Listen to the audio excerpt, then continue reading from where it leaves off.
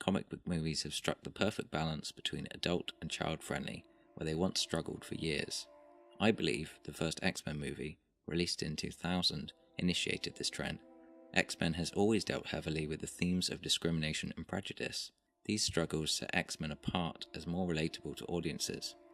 Released in 2017, Logan bucked superhero trends, breaking genre and giving us a classic western with emotional drama and action. As the final chapter in Wolverine's story and the original X-Men movie saga, Logan manages to be both thoughtful and emotionally powerful. Hugh Jackman has played the title role for 17 years. He's remained the relatable, moral and emotional anchor for the franchise, acting as an audience surrogate since we were first introduced to the X-Men world through his eyes. For those like me, who grew up watching these movies, this final film is all the more poignant. Logan is directed by James Mangold with cinematography by John Mathieson. Their filmographies show that they are both well suited to accurately bringing a story of this genre to life. This is reaffirmed by the film's Oscar nomination for Best Adapted Screenplay. The following context is necessary for understanding where the world and characters are when the film begins in the year 2029. The last mutant was born in 2004, and the world has moved on to other concerns. Logan, now an old man, has retired from superhero work.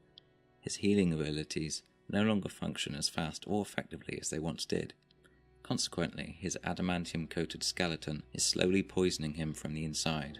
In addition, he cares for his longtime friend Charles Xavier, a mutant whose powers are incredibly strong. Able to read and control others' minds over great distances, Charles now suffers from intense and dangerous seizures that are a danger to those around him. Unfortunately, prior to the events of this film, Charles's first seizure killed the other X-Men and students at his school for the gifted. Logan has isolated himself and Charles as a result. The segment I am analysing begins 17 minutes into the movie.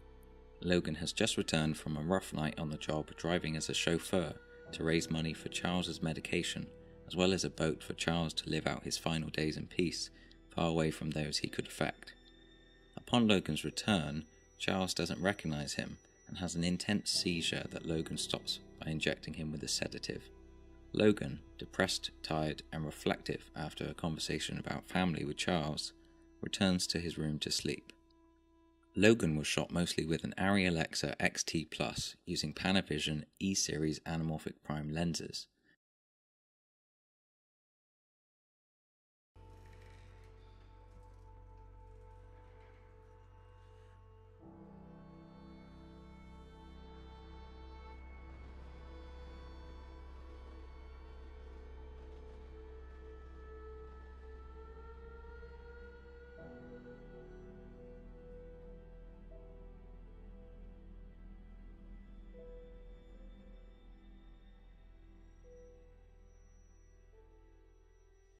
Shot 1.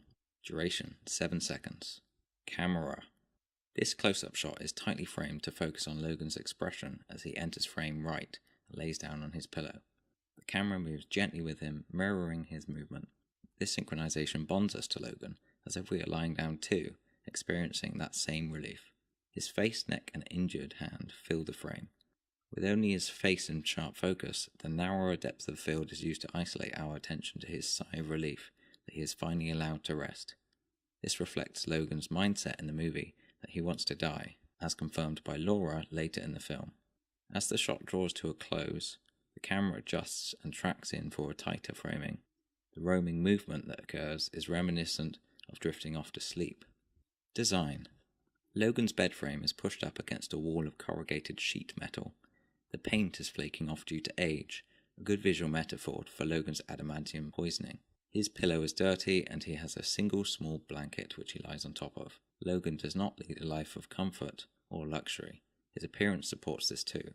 His beard has grown longer than in previous movies, his chest and shoulders are noticeably scarred, and he wears a white vest, the symbol of a working class man. A warm yellow colour palette indicates late morning and suits the Mexico setting. Lighting. One or two large lights seem to be placed high above the subject, left of frame.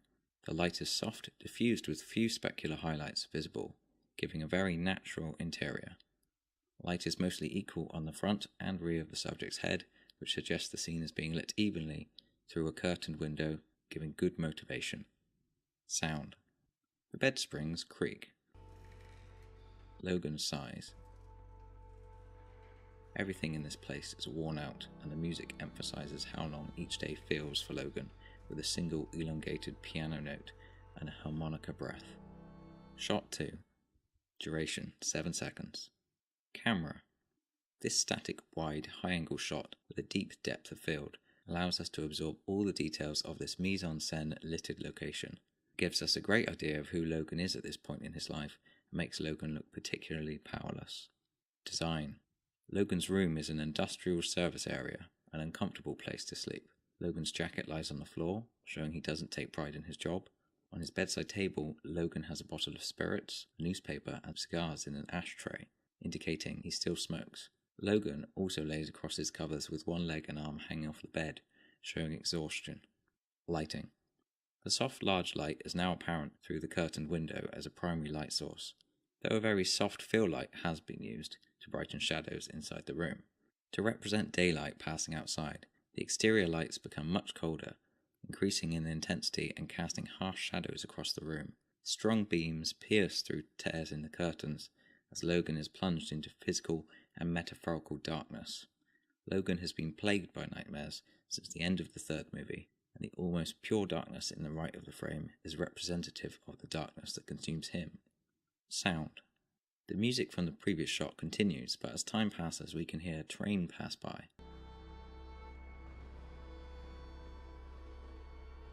The cyclical rhythm of the wheel arms rotating symbolizes the strain of enduring their repetitive and stagnant existence.